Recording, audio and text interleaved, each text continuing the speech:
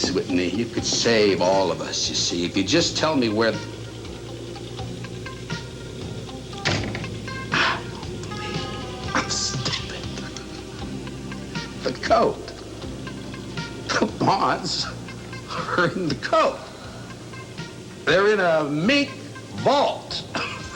Am I stupid? I just don't believe it. They were right under my eyes all that time. You believe that? I just can't believe it. Don't scream because nobody's going to hear you. It's just you and me. Smiley, what are you doing? Get out of here. I got a real gun and with real bullets this time, old Jimbo. So why don't you just back out, huh? Smiley, what do you want? I want the coat. No! I want the coat. Okay, I worked too long for that coat. I want... Go!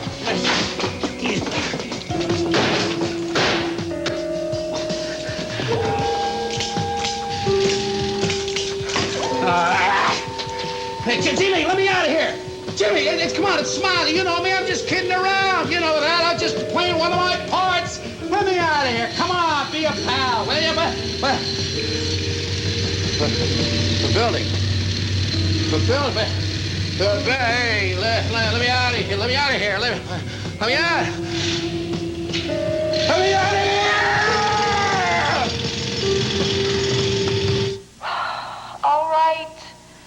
All right, it's the truth.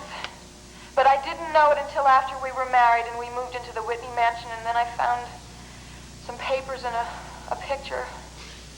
But eventually he admitted the truth to you. Yes, he admitted everything. He told me about the plane crash. When he saw that Skylar Whitney was dead, he figured he didn't want to just let the money go to waste. Yes, what a shame. Yes. So he went to the clinic in Lucerne, Dr. Bryson's clinic, and he used the name Jim Diedrichson. Diedrichson? Yes, and he was there 3 months. That's how long it took to make him look exactly like Skylar Whitney. But he didn't hurt anybody, Spencer. Skylar Whitney was dead. He didn't need all that money. The nerve of that woman, playing the martyr down to the last gasp. The loyal wife protecting the man she loved. But she's admitted the truth now, Libby. There is no question about it, none. Oh, congratulations, Spencer. You did pull it off after all. At some considerable cost to myself, I might add. What will you do next, Sky? I recommend that the district attorney hear this immediately. No. There's one other person that I want to know about this.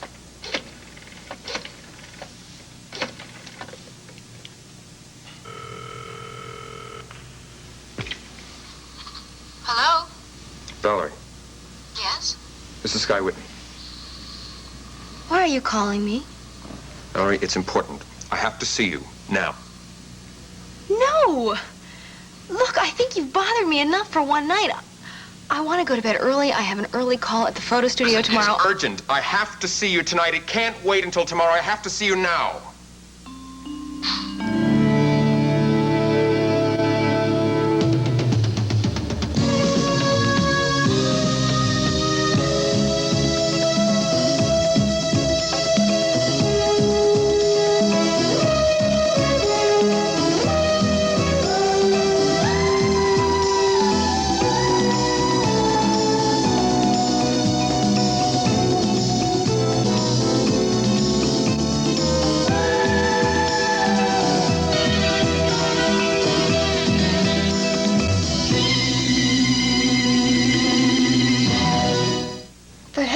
Sky.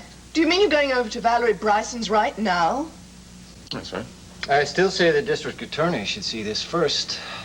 No, Spencer, you see, I've gotten everything I wanted now, except for some personal satisfaction. It's incomprehensible. Where are your priorities? I think Spencer's right. You should see the district attorney and hire a lawyer to reinstate yourself as the rightful heir to the Whitney fortune. You'll simply be wasting time by going over to Valerie's at this hour. All those things can wait until tomorrow. I don't want to wait now. I want to see Valerie's face when I play this tape for her. How can it possibly mean that much to you to convince little Miss Innocence? She already knows the truth because she was in on the deception with Jeff Brown from the very beginning. I want to see her expression when she hears this. I'll know right away whether she was guilty or not. She's fooled you before, Sky. All you're going to get tonight is a look of angelic surprise, I promise you. Excuse me, I have to change. I'll be leaving. Where are you going? Told Mrs. Saxon I'd spend my last night at the Whitney house there so she wouldn't be alone. What do you mean your last night? I've terminated my employment there. So is Nora. Why? Well, I'm not the most favored person in the Whitney mansion these days with Mrs. Saxon or Raven Whitney. I thought I should quit before they fired me. It was the price I had to pay for getting the tape. Don't worry, Spencer. When my aunt hears this tape, you'll be vindicated. I owe you more than I can say. And you're going to continue to work at the Whitney mansion, but for me.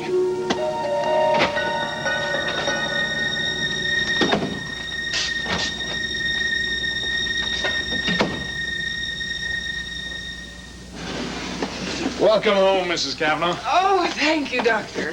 Ah. Place look any different? Oh, honey, I've just been away for 4 days. 4 days. Is that all? Oh, golly, it seemed like 4 weeks, 4 months. Are you trying to tell me that you missed me? I sure am, lady. I missed you, too.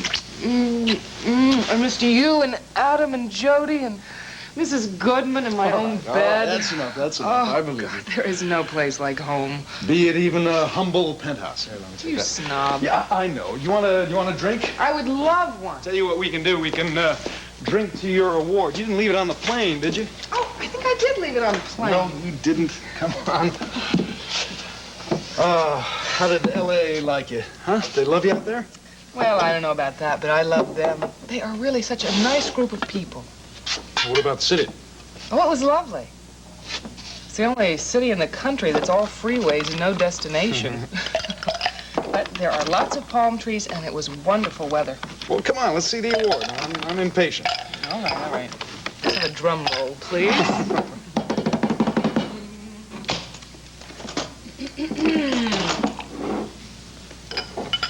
Come on, let's see it.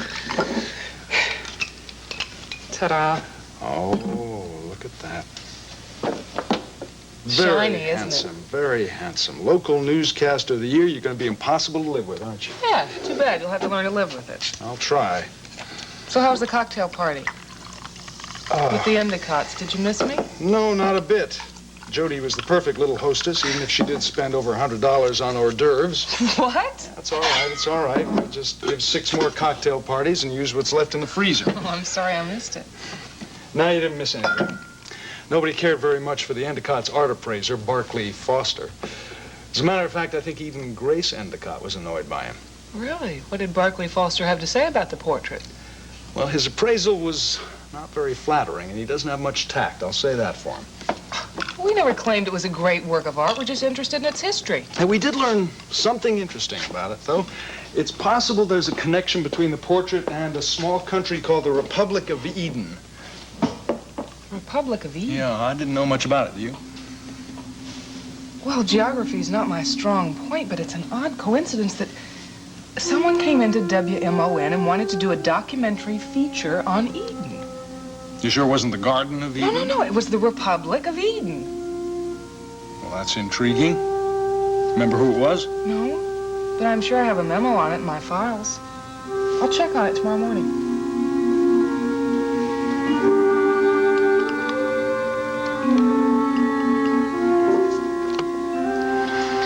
Monday, 9:30 a.m. Jody Travis at WMON Studios. Tuesday, 9:30 p.m. Ms. Travis at Sid's Tavern.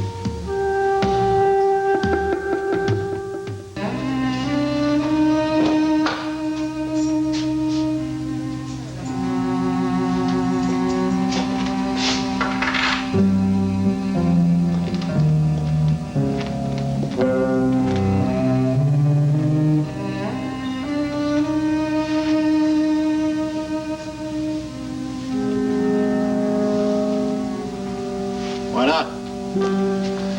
I believe the events of the evening call for a drink. Don't you agree?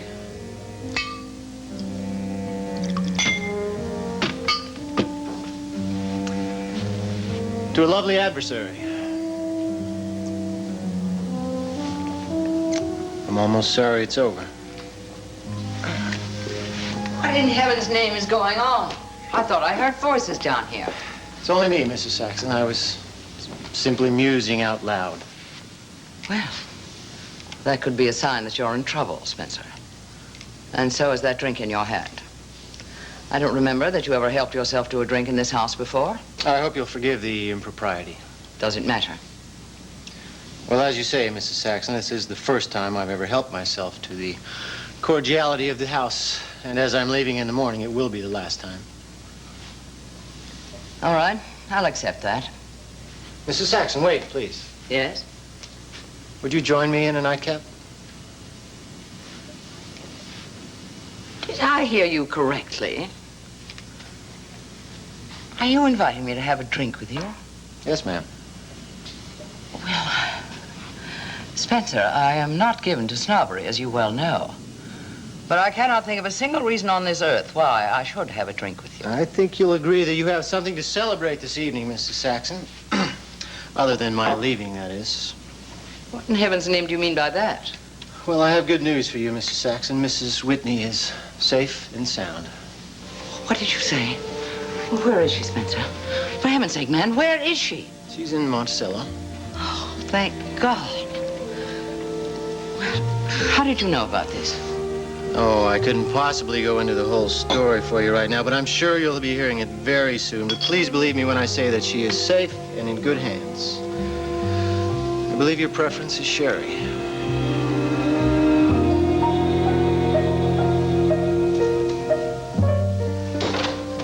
Okay, we're here now. You can just settle down right over here. I'm freezing.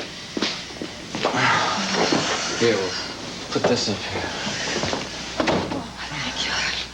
There, you'll warm up in a minute. Oh, can I have a drink? Yeah. Glasses are kind of at a premium.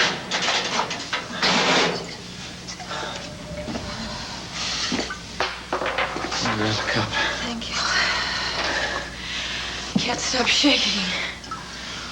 Well, you've been through quite a bit. You're in shock. You gotta just relax now. Take it easy. Why'd you bring me here? I had to talk to you.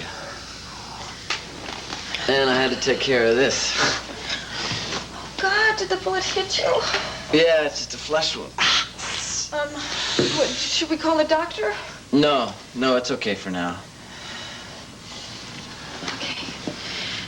We're in Gavin Wiley's studio. No. This is my studio. At least half of it. But you're a lawyer. I mean, don't you have an office or something? I'm not a lawyer. I went to law school, but I never took the bar exam. What? I'm no more a lawyer than you are a murderer. I'm not a murderer. I had a confession signed by Lance Halliday that said that I accidentally shot and killed Jinx Avery. Mrs. Whitney, Raven, you didn't kill Jinx Avery at all. I saw her grave with my own 2 eyes. Yes, she is dead. But you didn't kill her. How am I going to tell you this whole story? Am I crazy? Are you crazy? Will someone please tell me what's going on? No, Raven, just be patient. This is a long, complicated story. I'll just start at the beginning. Please do. This is my studio. I am Jim Diedrichson. You're Jim Diedrichson. There were 7 of us. There was Cliff Nelson. There was Mitzi. There was Jinx Avery. There was Johnny Gentry. You told me his name was Lance Halliday. Both of those names are phony. Everything that's happened to you has been phony. I'm so confused. It all started out as a practical joke. It didn't get sinister and mean until the Wilson brothers showed up. Who are the Wilson brothers? You'll find out about them as I tell you this story. So you're telling me that everything was a joke? You're telling me that everything was a joke? The murder was a joke? No. That was our main event. We had to prove to you that Gavin Wiley was innocent. He was framed for the murder of Gunther Wagner, and the way we did it was to frame you. So Gavin Wiley started all this, huh? No, Gavin didn't have anything to do with it. But if you recall, Gavin was the reason you threw us out of the Whitney Theater. We tried to prove his innocence to you, hoping that you would change your mind. So we set you up. Those bullets in the gun were blank. You did not kill Jinx Avery. She died of natural causes. I remember seeing on her gravestone it said Jinx Avery Mallory.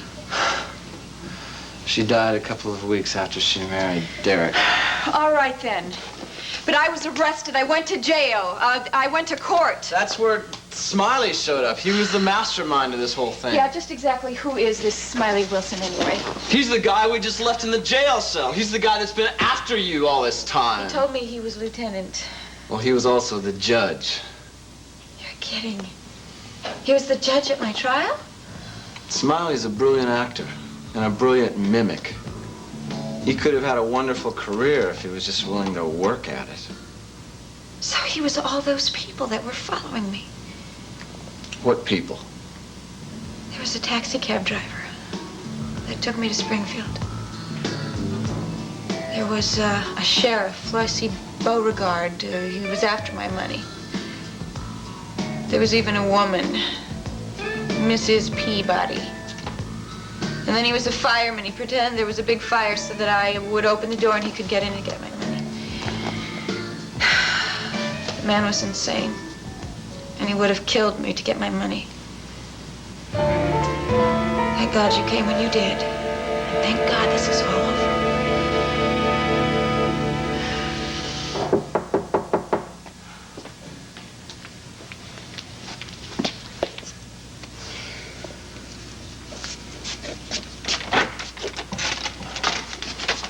You are really unbelievable. Do you know that? I mean, do you understand the meaning of the word no? Val, please listen to me. It's important. Oh, I don't know what's the matter with me. I don't know what I am doing. I have been back from Europe less than 24 hours, and I am right back in the middle of all this madness. Val, I know that I am intruding on you now, but before I leave, we are going to know who's telling the truth around here.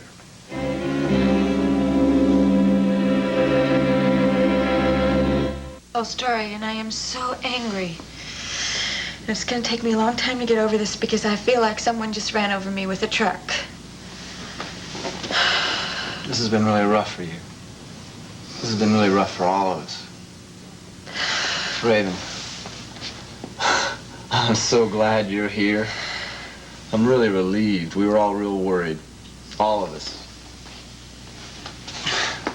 We had no idea how far this was going to go and what was involved, I swear to you. And I'm speaking for everybody involved. We're sorry. And we're deeply ashamed. I'm very grateful to you for what you did for me tonight. Then do me a favor. What? Don't prosecute all those people. They had no idea what was going on. If there's anybody to blame, it's Smiley and me. It was my drama studio. I should have been able to cut it off before this whole thing went so far. I'm going to have to think about that. Right now, I think I need to go home and go to bed. So if you don't mind, I'm going to use your phone and call Geraldine. That's a good idea. She's really worried about you.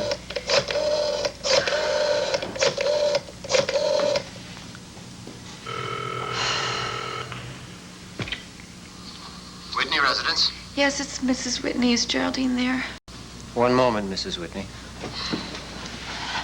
Raven, where are you? I've been half crazy with worry. Don't worry, I'm okay. I didn't murder anybody, and it's going to be okay. Just listen to me, will you? Raven, will you be quiet and listen to what I have to...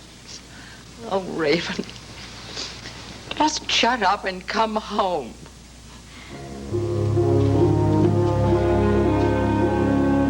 I hate to repeat myself, but I don't feel I have anything to prove to you, so why do you feel you have to prove anything to me? I just do. It's important to me, Val. Why? Why?